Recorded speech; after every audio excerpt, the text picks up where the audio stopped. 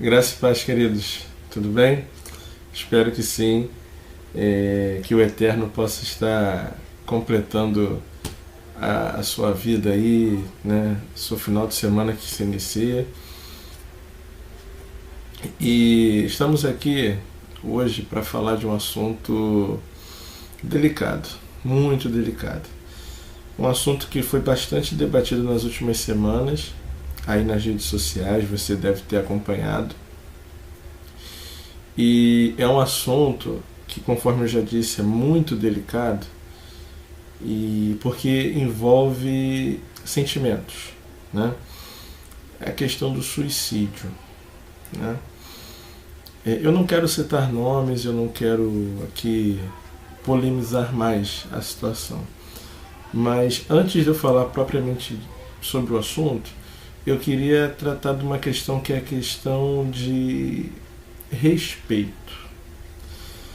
Eu penso que no meio, em qualquer nicho, né, em que haja divergências de opiniões, eu acho que acima de tudo, né, principalmente no meio cristão, principalmente no meio onde pessoas se dizem lavadas e remidas pelo sangue de Cristo, principalmente no meio em que devemos levar em consideração o outro. Paulo vai nos orientar que a gente deve considerar o outro superior, os outros, né, o próximo superior a nós mesmos. Então, principalmente nesse meio, eu lamento muito a ausência de cordialidade, né? Visto que a gente não está falando de um assunto que é o pilar, né, da fé cristã. Lamento muito também que pastores com conhecimento, com bastante. Como é que eu posso falar para vocês? Ah, carga, né? Carga de conhecimento, a verdade é essa. Tratem desse assunto e tratem pessoas, né, de uma maneira um tanto quanto debochada. Eu lamento muito mesmo, porque eu acho que tem que ter um mínimo de cristianismo nisso, né? Eu não gosto muito de falar cristianismo porque esse negócio de cristianismo está meio corrompido. Mas tem que haver um pouco de amor fraternal. Pronto, amor fraternal. Eu acho que é isso que falta em nosso meio, amor fraternal. E é impressionante como as pessoas têm o poder de pegar a fala de outras e distorcer e colocar palavras na boca do outro que o outro não quis dizer, né? Sobre esse assunto, a gente viu aí opiniões favoráveis, não é nem favorável, né? Porque ninguém é a favor do suicídio, mas opiniões que defendem uma possível salvação àqueles que cometem suicídio, e opiniões contrárias a isso, dizendo que não, que a pessoa que comete suicídio, ela dá demonstração externa e pública da sua total ausência de Deus. São opiniões distintas e que a gente precisa tratar o assunto com bastante inteligência, né? E é interessante como falta inteligência na cabeça de algumas pessoas para expor sua opinião, para colocar a sua posição. Eu acho que isso demonstra uma imaturidade, tanto de quem pensa de um lado quanto quem pensa de outro, porque eu acho que acima de tudo, como eu já disse no início, está o respeito, o amor ao próximo, né? Então, você pegar um dito, né, de um pastor e dizer que porque ele acha ou porque ele pensa que quem comete suicídio um cristão, né, um eleito, um cristão, um integrante da Igreja de Cristo, essa pessoa que comete suicídio por algum motivo, seja ela qual seja ele qual for, ele não perde a sua salvação, ou isso não é indício de que alguém não seja salvo. Você pegar isso e dizer que esse pastor, né, tá sendo favorável ao suicídio, é um tanto quanto, desculpe a expressão, foi a expressão que um amigo meu usou, e eu defino bem como canalice. É canalice você pegar algo que alguém disse e distorcer, sabe? Porque na verdade não é isso que ele está querendo dizer. Eu vou dar um exemplo. Na cabeça de quem pensa assim, alguém que comete um adultério, um cristão, está livre de cometer adultério? Não, não está livre. Ele pode cometer, está sujeito a cometer, dependendo de algumas circunstâncias, porque é um pecado. E como pecadores nós cometemos pecado. Então é um pecado sujeito a qualquer tipo de pecador, sendo cristão, não sendo cristão.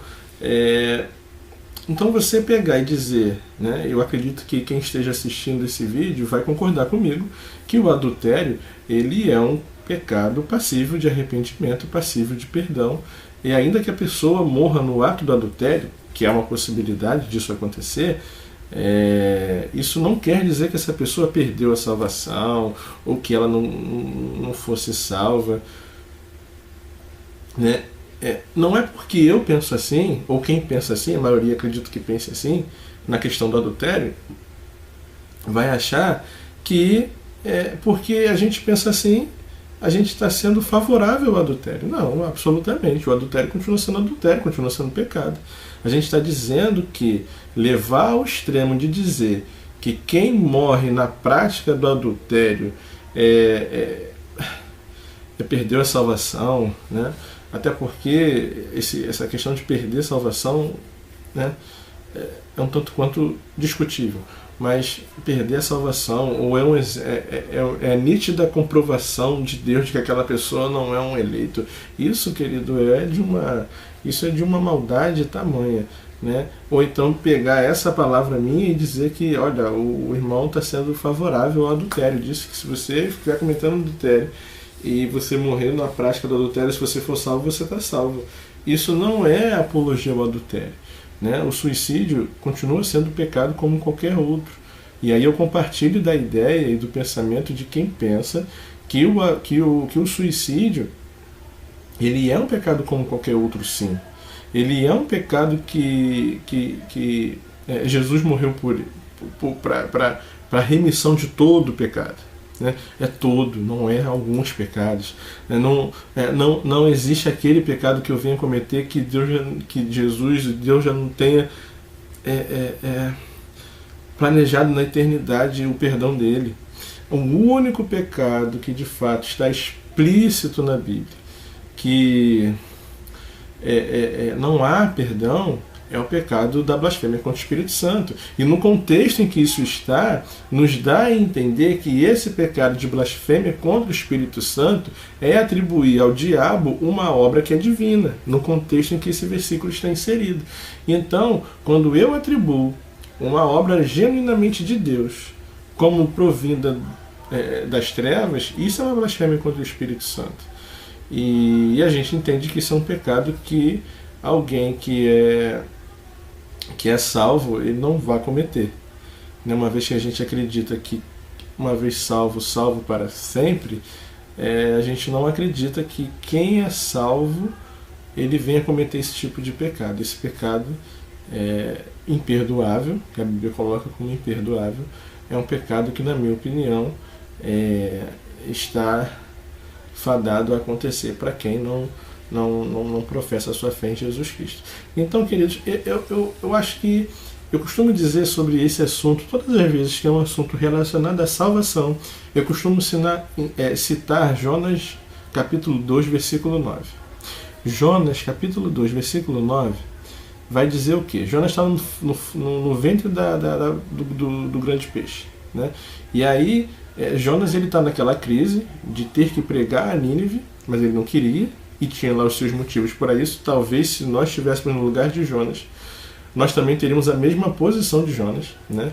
As pessoas criticam Jonas, as pessoas fazem um escarcéu com Jonas, mas sem saber por que Jonas estava se negando a pregar a Nínive, né? Depois você vai estudar, não vou falar aqui. Mas a gente entende que Jonas ele chega a uma consciência de que, independente da sua posição, independente daquilo que ele acha, independente daquilo que ele pensa, independente daquilo que ele queira, a salvação pertence ao Senhor. Esse é o final da oração de Jonas no ventre do grande peixe. Ele vai falar exatamente isso. A salvação pertence ao Senhor. E eu costumo dizer que a gente discute esses assuntos acerca da salvação e a gente não chega a uma conclusão, sabe por quê? Porque esse é um assunto que não nos interessa. Não está na nossa competência dizer quem é salvo e quem não é. Não está debaixo da nossa alçada. A gente discute isso de intrometido que é. Eu acho que Deus deve se rir da gente lá no céu, porque, cara, a gente brinca com esse assunto. Sabe? A gente faz chacota, a gente faz piada, a gente julga, a gente coloca e tira do inferno. Eu nunca vi um povo, uma religião que gosta de colocar tanta gente no inferno como a nossa. É impressionante, gente. Só a gente coloca e tira as pessoas do inferno. Vocês já pararam para pensar nisso? Só que assim, queridos, a salvação pertence ao Senhor. Ela não pertence a mim. Ela não pertence a você. Ela não pertence a pastor nenhum, nem a religião nenhuma. Muito menos ao cristianismo. Ou será que nós vamos achar que só dentro do cristianismo há salvação? Sabe? É uma ignorância. É uma estupidez do tamanho de um bonde. Sabe? E assim, cansa. Né? Então, essa questão do suicídio, queridos, a gente precisa entender que todos nós merecíamos o inferno. Todos nós estávamos condenados ao inferno. Se nós cometêssemos ou não suicídio. Se não fosse a obra salvadora de Cristo nas nossas vidas, nós íamos para o inferno. Cometendo ou não suicídio. Tá? Então, assim, a gente precisa entender que o sacrifício de Cristo na cruz, ele foi definitivamente único e suficiente para salvar o pecador do seu pecado, seja ele qual for. Queridos, se eu sou salvo por aquilo que eu faço, então de fato o suicídio pode ser uma causa de eu perder a salvação. Agora, se eu sou salvo por aquilo que Cristo fez na cruz por mim, não importa o que eu esteja fazendo na hora da minha morte. Eu sei que isso vai de encontro com muitos pastores. Eu sei que isso vai de encontro com muitos líderes religiosos. E eu não estou aqui para criar confusão, mas eu estou aqui para me posicionar. E como o nome do canal fala, né, Sola Escritura, é somente a Escritura. E na Bíblia eu não tenho respaldo para dizer que quem se suicida vai para o inferno. Na verdade, eu não tenho respaldo para dizer que ninguém vai para o inferno. Na verdade, eu tenho respaldo para dizer que todos nós merecemos o inferno. Esse respaldo eu tenho para dizer pela Bíblia. Mas eu não tenho respaldo para dizer que tipo de pecador, que qualidade de pecador que vai para o inferno. Se quem comete suicídio, se quem não comete. O impressionante é que ninguém discute a fofoca. Nas igrejas estão cheios de fofoqueiros, gente que destrói a vida dos outros, gente que se mete aonde não é chamado, gente que destrói lares, usada pelo capeta. Empresta a boca ao diabo para levantar falso testemunho de líderes religiosos, de irmãos da igreja. Tiago 3 vai falar dos males da língua. Você já viu alguém na sua igreja ser repreendido por conta de fofoca? Você já viu alguém na sua igreja ser disciplinado porque fez fofoca? Olha, se você viu, parabéns. Você talvez seja uma raridade. Porque até hoje eu não vi ninguém ser disciplinado porque fez fofoca. E a gente não discute isso. A gente prefere jogar o suicida no inferno. Pelo amor de Deus, gente. Pelo amor de Deus. Eu acho que a gente precisa ter um mínimo de coerência com a nossa pregação. Se a gente acredita que Cristo morreu por todos os pecados, independente do pecado que eu esteja cometendo na hora do que eu morra. Ou será que só o suicida não teve tempo de se arrepender? Ah, faça-me o favor. Esse argumento de que ele não teve tempo de se arrepender. E aquele exemplo que eu falei, o cara que está adulterando, de repente sofre lá um infarto e morre na hora do adultério. O que faz com esse cara? Perdeu a salvação. A gente é muito louco, né? A gente é muito doido. Meu Deus do céu.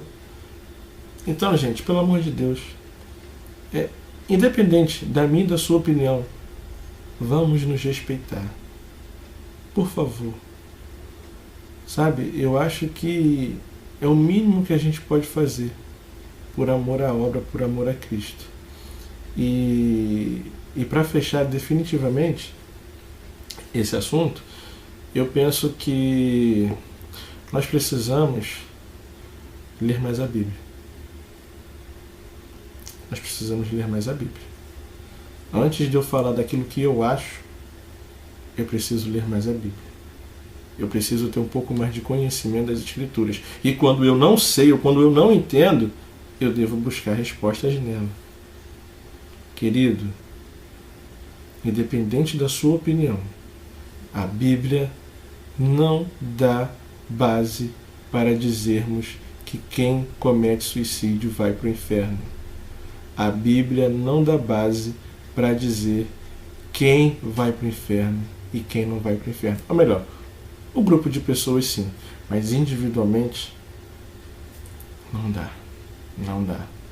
Eu acho que a gente precisa amadurecer mais o nosso viver cristão. Tá bom? Se você discorda, se você concorda, se você não está nem aí, respeite a opinião dos outros. Respeite. É o mínimo como cristão que você deve fazer. Respeitar a opinião do outro. Principalmente em assuntos em que não há um consenso. E mais uma coisinha. A gente não está aqui para defender ponto de vista de teólogo. A gente não está aqui para defender ponto de vista reformado, não reformado, de Armínio, de Calvino. Gente, quando é que a gente vai começar a defender a Bíblia? Aquilo que a Bíblia fala. Quando é que a gente vai começar a defender o ponto de vista bíblico dos assuntos? É só para você pensar. Tá bom? Deus te abençoe. E fique na paz do Senhor.